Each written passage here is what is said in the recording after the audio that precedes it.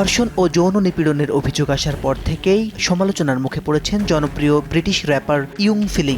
আদালত তাকে নির্দোষ বলে রায় দিলেও বিতর্ক যেন তার পিছুই ছাড়ছে না। এমন পরিস্থিতিতে আবারও আদালতের মুখোমুখি হতে হচ্ছে এই র্যাপারকে। তিনটি ধর্ষণের অভিযোগে জুরি বোর্ড এখনও কোনো সিদ্ধান্তে পৌঁছতে না পারায় তার বিরুদ্ধে নতুন করে বিচার অনুষ্ঠিত হবে।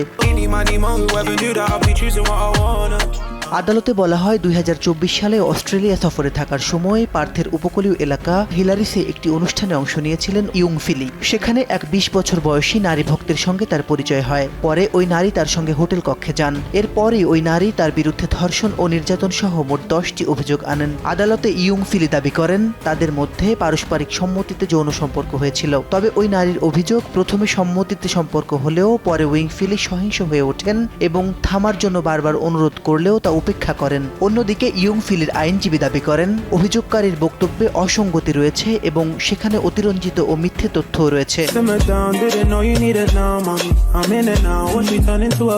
এরপর গত মাসে আদালত 3টি ধর্ষণের অভিযোগে তাকে নির্দোষ ঘোষণা করেন। একই সঙ্গে একটি মামলা এবং একটি শ্বাসরোধের অভিযোগ থেকেও তিনি খালাস পান। তবে বাকি 3টি ধর্ষণের অভিযোগে জুরি বোর্ড একমত হতে পারেননি। ফলে এসব অভিযোগ নতুন করে বিচারের আওতায় আনা হচ্ছে। এছাড়া 2টি মামলার অভিযোগে ইয়ং ফিলিকে দোষী সাব্যস্ত করা হয়েছে। তবে নতুন বিচার শেষ না হওয়া পর্যন্ত এসব অভিযোগের কোনো শাস্তি ঘোষণা করা হবে না।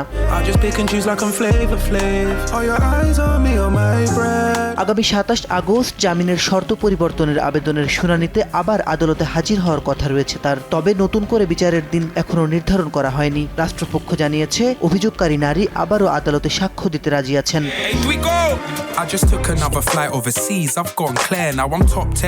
কলম্বিয়ায় জন্ম নেওয়া ইয়ং ফিলি যুক্তরাজ্যে বেড়ে উঠেছেন। তিনি ইউটিউব ভিত্তিক দল বিটা স্কোয়াডের সদস্য হিসেবে সুপরিচিত।